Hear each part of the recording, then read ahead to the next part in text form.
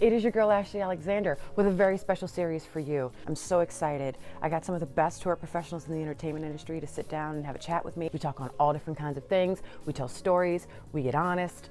I'm excited that this has worked itself out. So here's a new episode. Check it out. Let me know what you think. Thank you.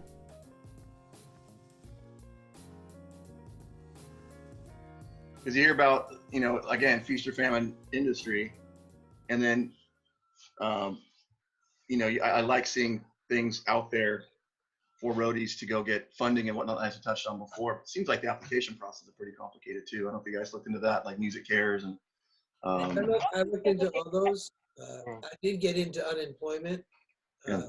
That's usually not a problem for me, but Yeah.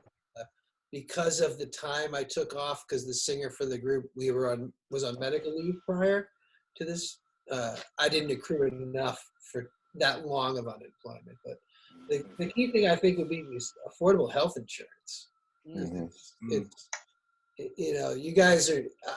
My state has Mitt Romney care. We have the original Obamacare, and my monthly premiums tripled when that law went into effect. Wow. And the prices, the predecessor to Obamacare was Mitt Romney care. Right. Oh, Obamacare. Right. Yeah. So, but one of the problems that they corrected with Obamacare, they didn't correct with Mitt Romney care, was that the local insurance companies like Blue Cross and everything tripled their rates. And, my monthly premium went from 150 to 350 overnight. Wow. It's just like medical care is just, it's an ongoing issue. I had a knee injury last year, but I didn't tell anybody. I was out for 6 months. I tore the shit out of my knee and couldn't walk. Yeah. Yeah. In my state, you pretty much kind of can't. I've never filed for unemployment. I've never really been able to. They kind of don't count gig independent contract quite like that. So they're kind of pushing all of us to wait for the CARES Act. So it's been about a month and a half of a lot of people in my state, just hairdressers, gig workers, just what does that mean? Well, let me get some insight on that. So the good thing is that they came out and said, I guess next week they actually are going to open up the application. So, but I did apply to, the Crew Nation one and MusiCares and just trying to find. Right. Check on that because the CARES Act, they enacted that here. So we have it here. So independent contractors, they enacted it yesterday. So like Uber drivers. Yeah, they said for us the 24th. So I think we're coming down the mountain with it. I think it's forgivable. I don't want to give incorrect information, but I applied for the SBA loan with the 10 grand, and now there's a box you can click.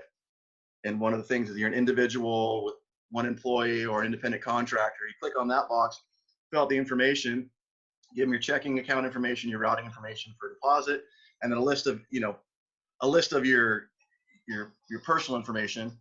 You submit it. I got it before they ran out of money. I did before they ran out of money. I didn't get the money yet. I filled out the loan, the SBA loan. And there is a caveat in there for gig workers. It's the paid protection plan, that triple P thing they were talking about. Check it out. Fill out the damn application. It's easier than some of the industry things to complete. Yeah. Do you have a business checking account, or do you do it for your personal? Yeah, for a checking account. I didn't do it for my business. Oh wow! Last year, because you had to go through your bank. My bank straight up told me that unless I switched mine to a business account, because I came last year, my whole tour year was 1099, which we won't get into that either. But. Yeah, I think at some point I have a group little chit chat thing, you guys, that I have all together. So you guys can forward it that way and all that. Thank you, Mike. I appreciate it. Yeah, it's disaster. Real fast, sorry. It's disaster loan assistance. It's COVID-19 relief. Payroll protection plan. Yeah. Triple P's payroll protection plan. Yes, that's what it is. Yes. So outside of all of us in this situation, I want to get into this since we've kind of figured some stuff out and on this topic. One of the things that's the common denominator is we are in a service-based industry. That is what we are. That is what we do. There's one of my first tours had a really, really interesting postponement, dead smack in the middle of it. I kind of got enlightened to how touring goes on my first one out. And it was my beautiful cautionary tale that had kept me square 9-10 years later. I'm also noticing that a lot of people didn't see this coming until this happened, or didn't realize that this could come, just in the small print, you know, funding, resources, that kind of thing.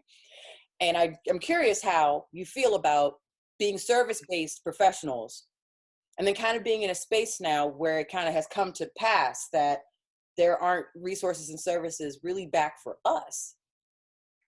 And I think a lot of that I didn't pay attention to because of how much we're moving forward and how much we're going across the country and around the globe and bringing the service and bringing, you know, something to a different city 6 times a week, year after year after year.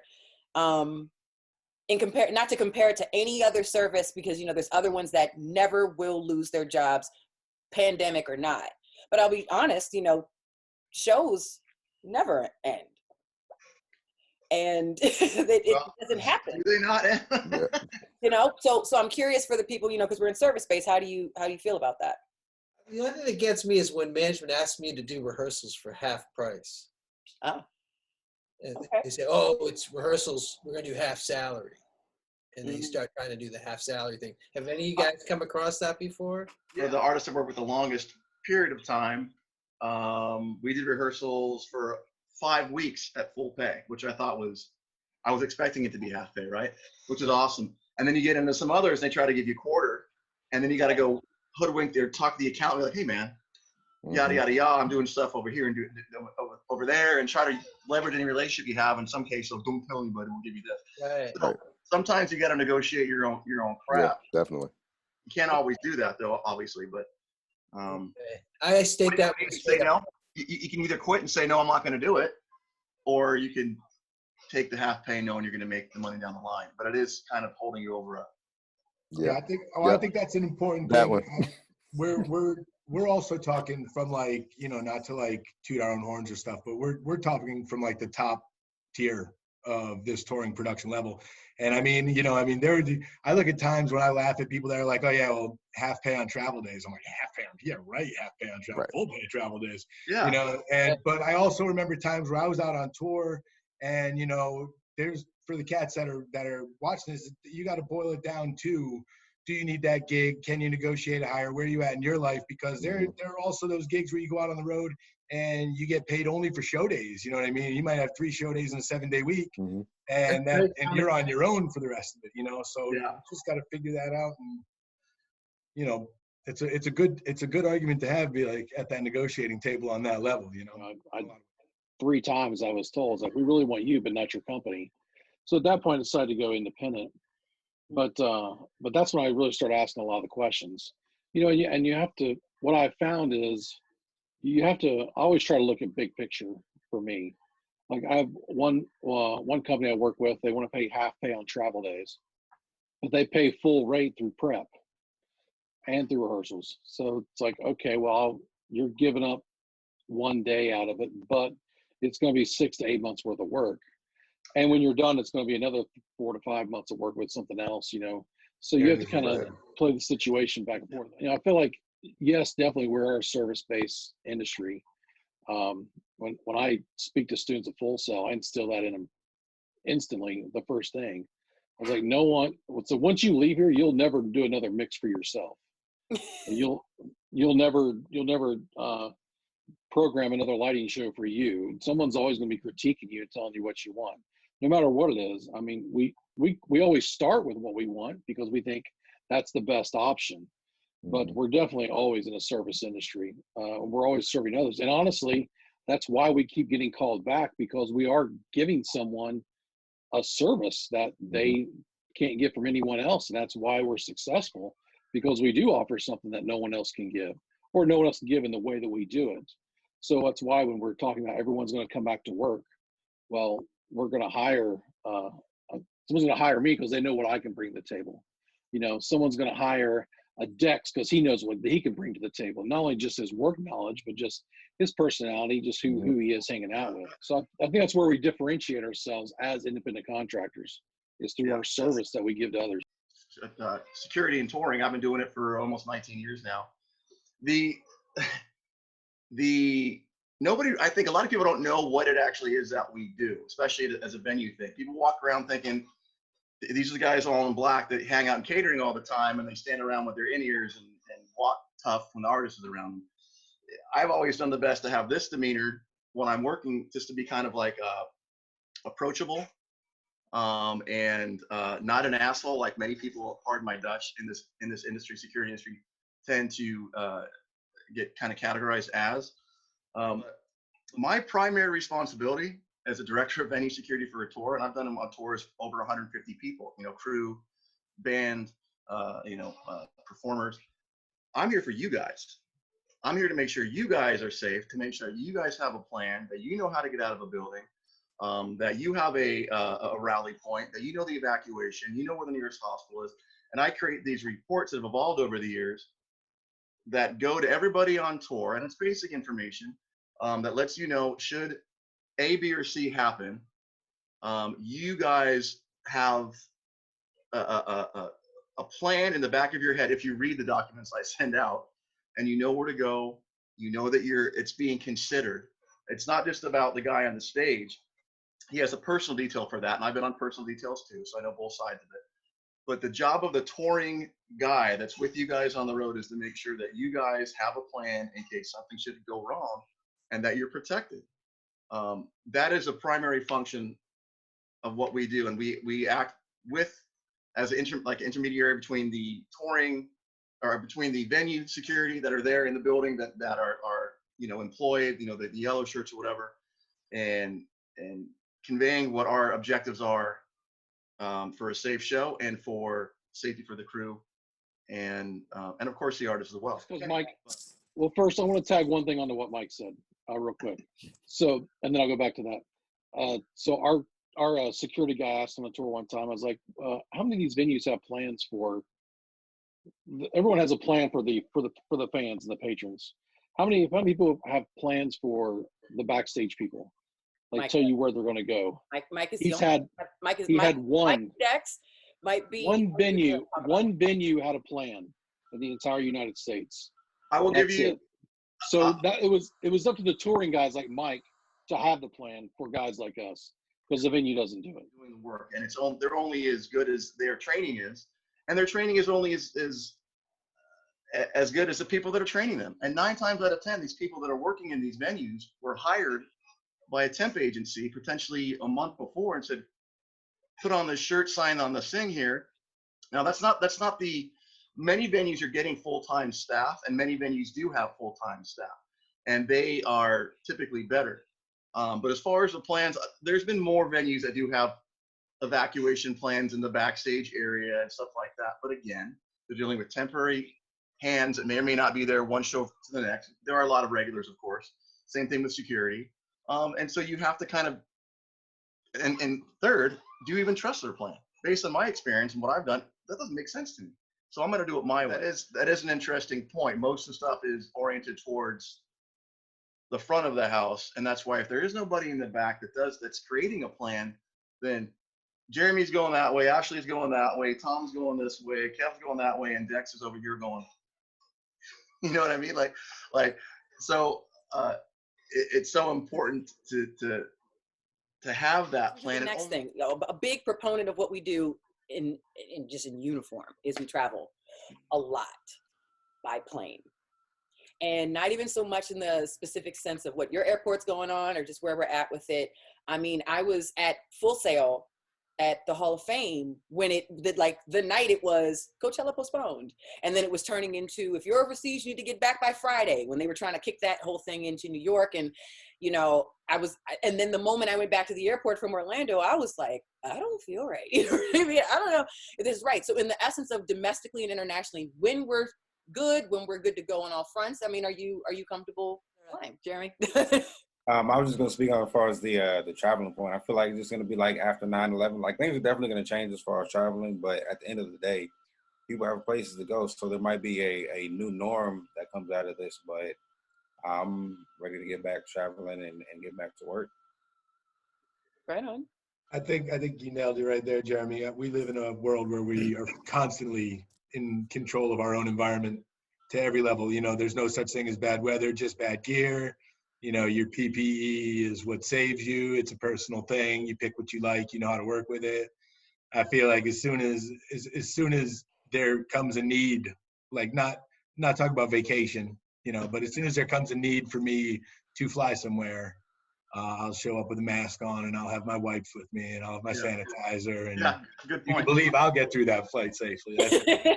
I'll bring a parachute. I don't care. Like I know that I flew 40,000 miles before the first week of February this year already, and I was on my way to Jeez. dive in. I'm like, oh yeah, Delta. I'm gonna, but they actually moved your status over from Yes, they did. 21, which is I got, awesome. Which is I got Delta and American, both of them, And United, yeah. all rolled over. I figured they had to do it. That's probably Suncoast as well. Suncoast did it too. Suncoast. Oh, nice. Yeah. We put that over for me. Airlines. Delta about a month and a half ago. I was on a Delta flight, and I got my very first in 30 years of belonging to the Delta, my very first class upgrade. And I was on my way to the airport, and I checked in, and suddenly I had to pay for my bag. And when I got to the gate, I realized I had lost my status and my upgrade. Because it Wow. expired Ah! When that day? that day. Oh, Between getting my boarding pass and leaving the hotel, and then I had to fight with the gate person for my seat back. And when I got on the seat, into first class, the entire comfort class back of the plane was empty. Yeah. And I was just like, Wow. "Are you kidding?" I feel like at some point you should just be able to show them the thickness of your passport. Yeah. Be like, look. Wow. I was just stunned. On a sidebar, moving away from specifically the airplane aspect of it, I gotta say, like, especially with festivals and stuff, we all get used to having the buff or the bandana on. But now it's perfectly acceptable to just walk into a store with a mask on. I'm never letting go of Overnight. that. I'm never Overnight. letting go of that. Everyone's talking about 5Gs coming in and giving people coronavirus. 5G's coming in with facial recognition and lip reading software. I am masked from here on. That's it. You take that from me. That's it. I got my. Well, I want to jump in on what Brian said because I've been in the same boat. I'm out here in LA and I've actually been delivering packages for Amazon as well. And I say I've gotten a few dirty looks like when I was delivering it in more high profile areas, like what's he doing, walking around my neighborhood, like delivering the packages that you ordered. Yeah. agree. But I mean, aside from that, it's at a point now where they won't let you in the grocery store if you don't have a mask on. So I don't have a choice. Right. Yeah. There is a pattern that will confuse the flash of a camera and the facial recognition. It's that thing that remember that thing they used to wear, those bandanas that were going around for the paparazzi that would white out when the flash hit you. Yeah. Oh Yeah. Just print the masks like that. The reflective. I like that. I like that. That's great. When they first That's came just a out with good that, idea. you had to start taking pictures of your shoes when you were shoe shopping with the flash on, so you know what they look like when the light hit it. That's right. Like, all right, these are high vis, but how high Right. vis are these? Just sitting there. Let me turn the flash on real quick, check my New Balance and my Nikes against each other. Curious of a question. Mike, have you heard anything about people? I've heard stuff with Ticketmaster and other companies. You're trying to figure out how to deal with social distancing while at venues, Now wait. and also people coming in, like doing temperature checks. Have you heard anything like that? People trying to figure out a way to do that? Well, to answer your question, and this is the scary part about this virus, I could have it and I could be asymptomatic. So taking somebody's temperature, sure, that's going to be a way to find somebody that I can remember coming off a plane in Russia during SARS, and then standing at the floor of the plane with a heat gauge or temperature gauge. So they can do that. That's one way. Another way potentially is, and this is just spitballing, but you have a third of as many seats available because you're going to have distance between each of these seats. But it's asinine because what you go into a grocery store, they got these lines where you got to be 6 feet apart, right? These markers. But if you're walking down the aisle and you're passing somebody right next to them, you're close. Well, in Maryland, and I think they may have done it in some other places, they ended up going to one-way aisles. Yes, they're Yeah. starting that. I have seen that a ton too. Yeah, which but I not think actually works yet. great, but people aren't paying attention to it. Yeah. Because I definitely almost got into a fight at Giant the other day. It's one way, man. Answer your question, Brian. There's not going to be really until there's a cure. Not a cure, but a Vaccine. vaccine. Thank you. Or they find some kind of medication that really limits this thing's effectiveness. You're gonna have to wear a mask. You're probably gonna have to. They might develop something where they bring food to you or drinks to you, as opposed to you getting up and going to concessions. The distancing will be an issue. It's gonna be an absolute nightmare. It really So do you is. think we'll have artist masks now at the merch stands? Think there'll be a new merch item we can 100%. buy? Definitely. See, now, Yeah. and that plays into something that Mike and I have a specific relationship in, and that's in me doing meet and greets for people. Yeah. And what that dynamic is. And what's interesting is as time has gone by, a lot of the artists I work for, if you think in the common sense of like, if you pay enough attention to what your artist's life is, not to pay attention to the gossip fodder, but if you pay enough attention to what they say is going on with them, it'll play out into what their response is. Like one of my artists had another kid recently. You're not coming back out. You know what I mean? Another one is extremely vocal on social media to a point where I watch it. It's funny to everyone else, but I watch it and I'm like, I'm watching this person just remove I know they're never going to meet and greet now. Yeah. You know what I mean? Like they're never going to do it again. Deadmau5, he was so good with his fans. I'll just say that.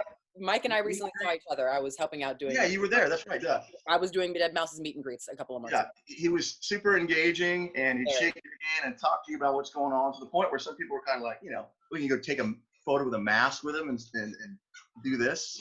So it's going to be interesting. That whole dynamic is going to change completely. How you get sprayed down and here, wear this hazmat suit before you take a picture with. No. I have a question for you guys, kind of in the same vein. How would you feel? Like, I honestly, because people travel so much, I think I feel safer on a plane. Because I used to be the person who, even before this happened, I had Lysol wipes and I would just kind of wipe down my area. But how do you feel being on a tour bus? People aren't the cleanliest on the tour bus. Like, I've seen people walk in from loadout and go into the pizza box. It's just like, bro, wash your hands. And Like, shake out the chips. Shake out the chips. Don't dig in the bag. Don't double dip the guac. Well, I know on a couple, if you guys remember a couple of years ago, Eric Church, his whole entire crew got the flu. I mean, there was 3 people on the crew that didn't have it that could load in. Wow. So they had to cancel the tour. They had to cancel a show in Salt Lake, and he came out and did just an acoustic because there was no crew to load in. They were all sick and ill. Oh, wow. So in our world, we kind of adjusted that a couple of years ago. We no longer buy large bags of chips. It's all individual size. Right. We no longer buy, everything is snack size, like you put in your lunch. That is exceptional for me to hear. Good to know. And then, and if you wanted the big size, they'd be like, you go buy your own, but the tour is providing this. And it actually kind of made it a little bit nicer. I mean, I think, solo cups going out use them like they're going out of style, which is fine. We always did that. That makes that part a little bit better. The only thing that didn't really change was, after show food. They did try to go to individualize after show food as much as possible. For example, if it was, I think one time, it was hard to kind of get the restaurants into it, but when they would explain things, sometimes it would happen. For example, it was Chick-fil-A was after show food. Well, instead of ordering 100 platter, it was all into 10 size boxes. Yeah. Oh, nice. Yeah. So we kind of started doing that a couple of years ago, and it worked really well before that. And I don't see why we can't continue in that. And I think restaurants now are going to be even more susceptible to those kind of ideas, to packaging that, especially there's so many restaurants that are so behind the mark on their earnings game right now. Yeah. Not to mention, they'll gladly take an order for 7, 8, 10, 12 buses. One of the interesting things, though, as time has gone by, is it made me much more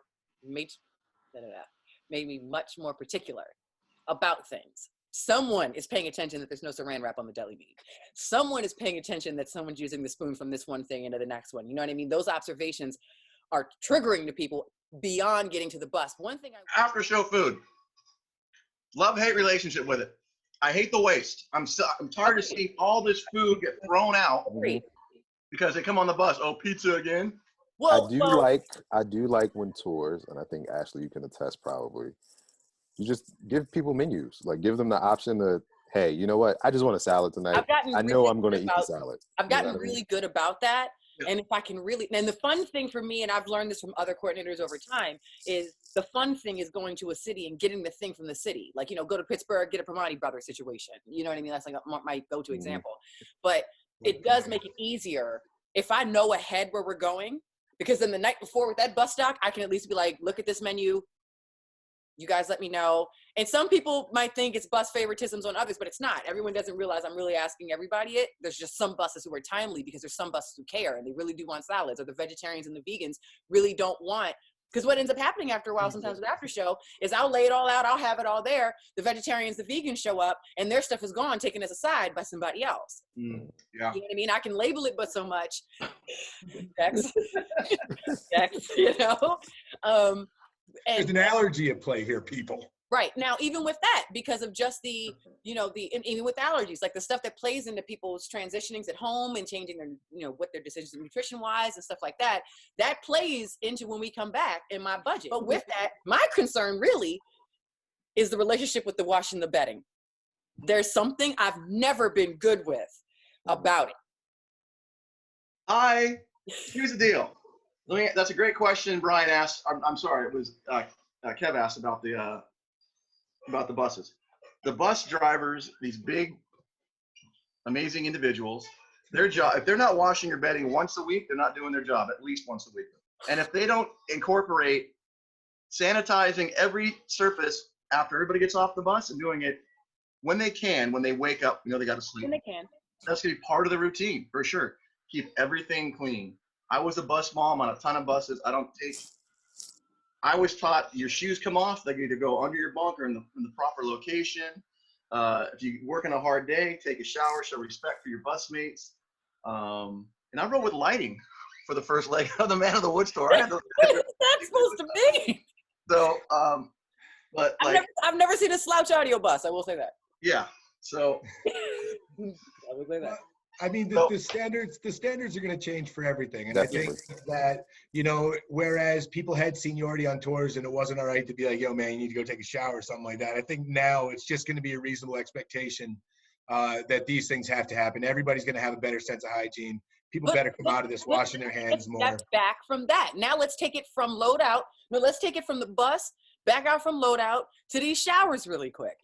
My first thought past the bus, let's get back into the venue for a second. The showers, because now we're in a space where, you know, I really got to say, can I get some cleaning staff to gut the towels on the floor before another set come in, just because of the optics of it? I don't know who's a germaphobe. I don't know who's turned into a hypochondriac. You know what I mean? And some of us are really sloppy with it, but all of us know the drill. Put it on the floor, side to the side, take your towels, do the next thing.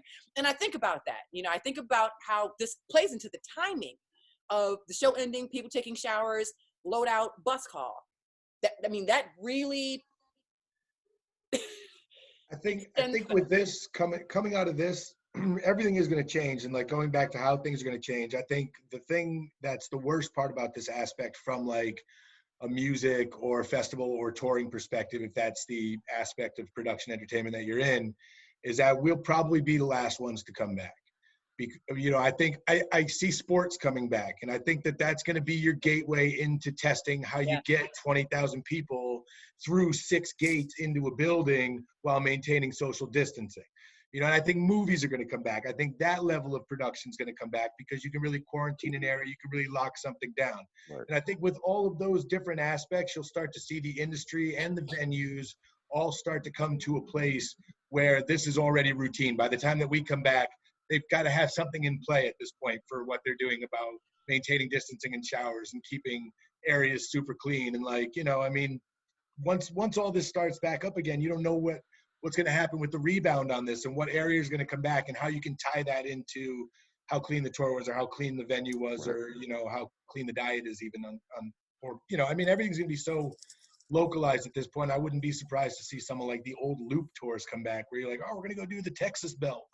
And then, like, you know, clean up after that. And then, okay, we're going to do the East Coast now, as opposed to it's going to be weird to see how it all comes back. But there'll definitely be some things that are going to happen before us that are in the same vein as us. Even if it's disaster relief, something like that. There's a lot of our skill set that translates over to a lot of different aspects of life. And I think that by the time that our industry, that is touring, musician, and festivals and concerts come back, first of all, the dam's going to open. People are going to want it. There's going to be 1 million people who've got plans. All logistics will be laid out, and there's going to be a lot of work coming out of the gates, just getting yourself to that point from here.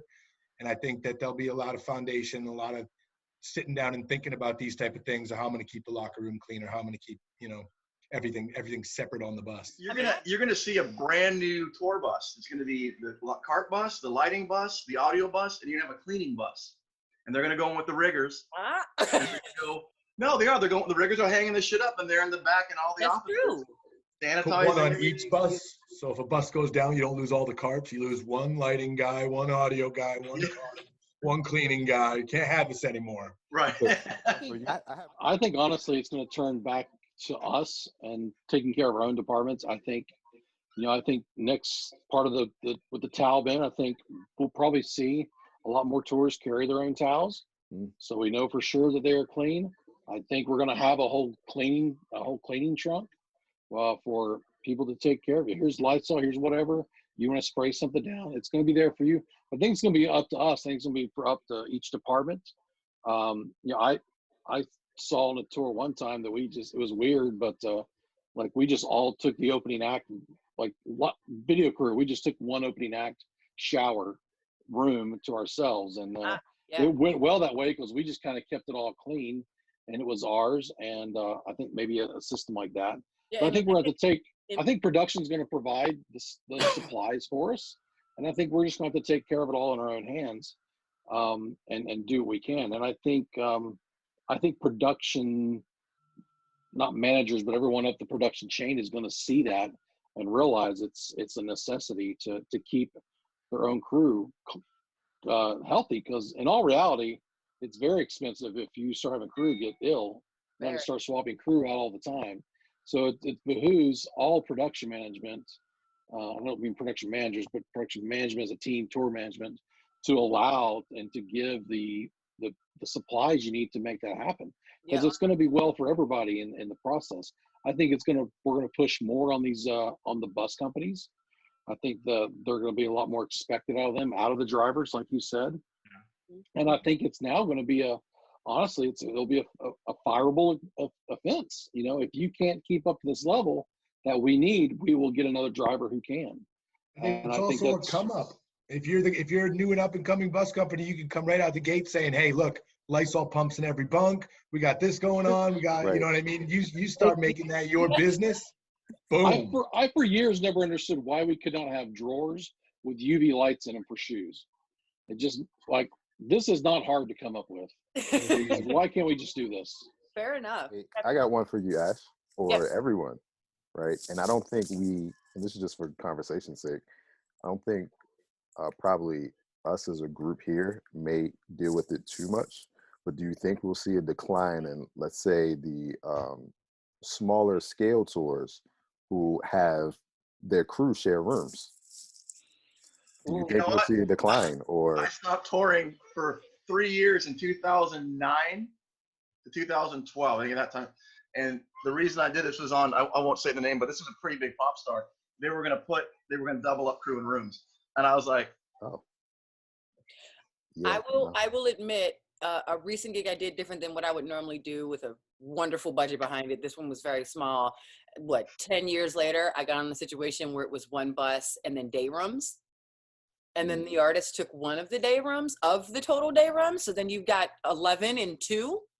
I didn't live longer in my bunk than that time. And then it was, they were a newer act. They had never toured, and that played into it too. I think there's something a part of you lose your privacy in a lot of this, but I feel like we really have earned our own privacy. Space. I think that's a part of it. We've earned it. How do you all still have the option to say no in accepting a tour? And you always have the option of saying no, which is not exercised enough sometimes. No, but does that situation, does that sense of spatiality overpower and priority money?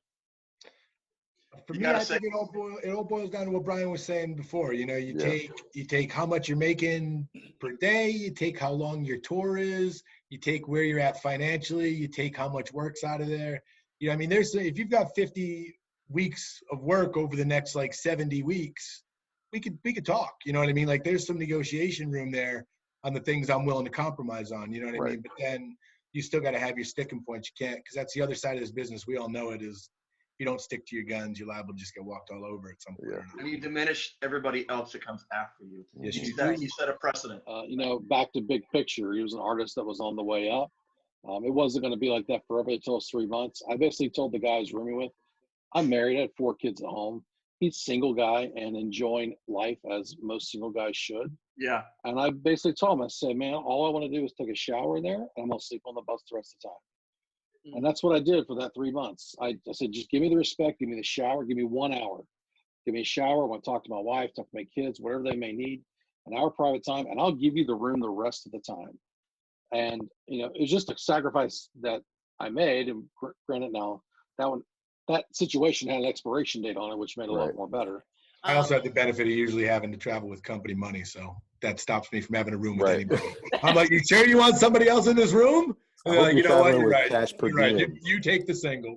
One of my last questions before we kind of get to the end of things. Once again, thank you guys so much for the time and just taking this much time to get to know each other and talk and share with me. I really learned a lot in this go. How long have you been actually socially distancing? I mean, I quite honestly, the moment after I came back from Full Sail, it was shut down time. But in the sake of where I am, I'm, you know, with my mother, but across the street are my grandparents, my aunts and uncles are around the corner, but I'm really kind of the one kind of moving and going to grocery stores in comparison to everyone else. So I've been distancing myself from everyone else in a greater way just because of me going out more. So to me, this was kind of like 9/11 to me. I toured with 9/11. 9/11, everything shut down really quick. It was like, we don't know what's going on. Let's shut it all down so we can figure it out. And that's kind of the approach that I've taken. I mean, for the first week, I was like, we shut everything down. We social distance. We all just hibernated here at the house. And then I could kind of see what was going on. And I realized where I was going on mental state. I realized where it was going to be financially. I took the Amazon gig kind of right out of the gate. I felt that out for the first week. I constantly look at the numbers where we are in our world here in Tennessee. I've taken my kids with me because and where we are right now, I feel it's safe. We put masks on, we wear gloves, we have a can of Lysol Clorox wipes in the car. As soon as we're done, we Lysol down, you know, we spray down the vehicle, we wipe down the areas. The kids are constantly staying clean. But that's me, and that's our world that we live in, and that's how I felt safe with. So, I mean, I lasted about a week, to be honest. I had to get out. Fair enough. But that's where we are. You know, I look at where the numbers where we are. That's what I feel safe with. Been doing it for going on 4 weeks. We're all healthy. I still feel pretty confident about it. What's interesting is every once in a while, you know, when I do talk to Jeremy, I will like sit in my car outside, and I always say like, I'm just in the car to get some wind, just to feel like I'm going somewhere, because I'm always in my car. Like that's like a thing everyone knows. I'm never really in the house. I'm not really a big strong body, like homebody, and I'm always in the car. We all are going to be a lot more respectful of other people's feelings, no matter what ours are. Yeah. No matter how we're feeling, we definitely need to be respectful for others. If someone has to step back, you got to step back. It's all it is. It's, you know, I think definitely we can all definitely be a little gruff in our approach at times, as all roadie guys can. But I think we definitely need to be a lot more respectful of other people in the future, and their physical space, which is going to be real interesting. I'm not sure. I wonder if we'll ever see a GA crowd ever again. You can get sick, you can get over it, and you can get better. The people that have pre-existing conditions or that are somewhat infirm or weak, if they have something that's involving the heart or the lungs, and they get this, it's going to complicate them. It's going to complicate things immensely, which is why you're seeing all these nursing homes that are doing so poorly. But the fact of the matter is, most people get it like they get the flu. Some have really bad symptoms, some have not so bad symptoms, some don't have symptoms at all. They get over it, they move on. At a certain point, I think we're going to have to be able to go like, well, yes, we have definitely to have new ways of keeping ourselves clean and and being respectful of those around us, but we have to get back on to life. It's going to be like the end of tour party. Like this. We all know what it's going to feel like after we drink a bunch, but we're going to do it anyway. Yeah. And we're all going to get over it. Yeah. Cody, It's like an end of tour party. I suck. I'm very rarely at the end of tour party. Get me the taco lady at the Forum with the truck Please. and get me back to my hotel. And I think all of you know who I'm talking about, the sweet taco lady who comes to the venue in California. I don't know who she is, but I pray she's safe. She is beloved. She's beloved. The best after show ever is waiting to get to LA to get the taco lady. Don't fret. Well, thank you all so much for coming. Thank you all so much for being a part and just being transparent and getting to know each other. I'm gonna do my quick little fun game. I'll make it quick. On the podcast that I have over the years, basically my podcast was based around Inside the Actor Studio, but it was a little more like current events and music and other stuff. Mm-hmm. As time has gone by, a lot of artists and guests that I've had have inserted questions to the pile, and my pile is huge over the years now. Please, if you guys privately can send me questions to add to it so I can add more to this as time goes by, I would appreciate it. But first, I just need everybody to pick a color: pink, orange, green, yellow. All right, let's start with the pink. 2 favorite soundtracks. Oh, that's a tough one. Ghostbusters for sure. I like Clockwork Orange. Okay. Snatch has got a pretty killer soundtrack. Yeah. I am a big Garden State and Gattaca. Ooh, Gattaca's good. Man on Fire has the best soundtrack. You're all wrong. Yeah. But Denzel, come on, that movie. It was. The Warriors. That's one of my favorites. Okay. Baseball Furies Chase. That is like one of the coolest keyboard, guitar, Joe Walsh riffs. I love that kind of old style, because it is old, but you know. Right on. Anyone else? Gladiator. Space Jam. Gladiator and what? Space Jam. Space Jam. Space Jam. Had an amazing That's killer soundtrack. soundtrack. All right. Show was a killer soundtrack too. What's your nickname? Sweet Pea. Okay. Hey, Sweet Pea. Hey. It's funny. I've had like the beginning of tours, and people are like, "Man, we're going to call you," but Sweet Pea wasn't listening to the tour itinerary. We didn't know what your name was, so I've had to happen. Sometimes that's all people know me by. I think most people call me Lomax, or they call me Little Lomax. I had a family member that toured. Every once in a while, someone calls me Ash, but most people really say Ashley, or they really just call me Lomax or Little Lomax, I think. Little Mike is mine. Okay. If you saw everybody I work with, you know why. I'm the smallest. And I'm 230 pounds. Anyone else? I mean, for me, it depends on who you're talking to. For me, it can either be Soundwave, but as far as the tour that we did, Nelson called me Isaac Hayes, and then there were a lot of times I got mistaken for Jabril. So somewhere in there. That was a video gentleman on our tour. Dex, Tom? I got a 3-letter name. It's Dex. Yeah, That's easy enough. His name is legally, literally just Dex. Okay. I keep getting Machete. Okay. That Okay. one. That's the one. Kev? KB. That's what most people call me. Fair enough. Keeps it easy. Favorite food? Today?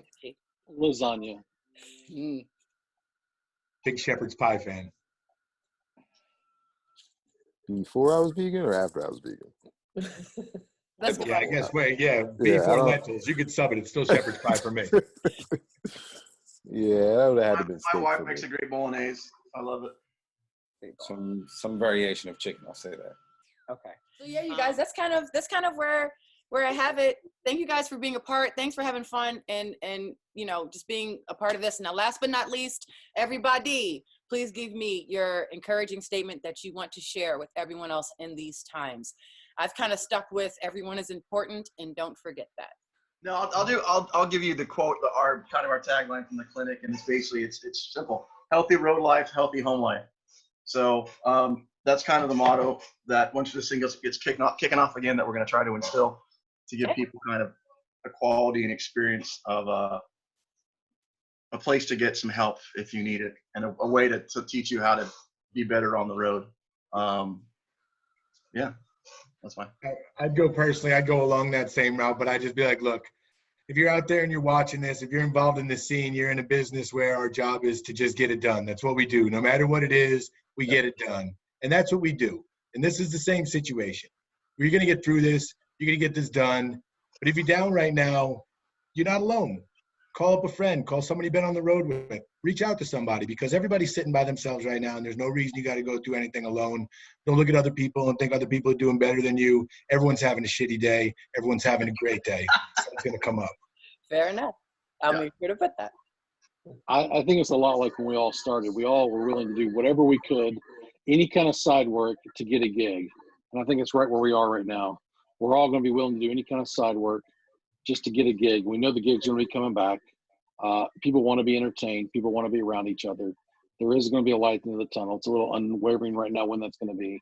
But, do whatever you can. If it's truly what you love to do, do whatever you can, and we'll be back at it soon. Nice. I just say on to the next one. That's it. I'm gonna keep it classic. Don't worry, be happy. Fair enough. I like that one. My mom used to always tell me, when you end up with problems, this too shall pass. You'll get through it. It's just a phase. Everything has a season, and we'll be through this one soon. Right on. Well, thank you guys again. Be safe in the quarantine. There's more episodes to come. Congrats on the roadie clinic. I'm going to spread the word everywhere I can and all over this video as well. Thank you all so much for being a part, and I'll see you guys soon.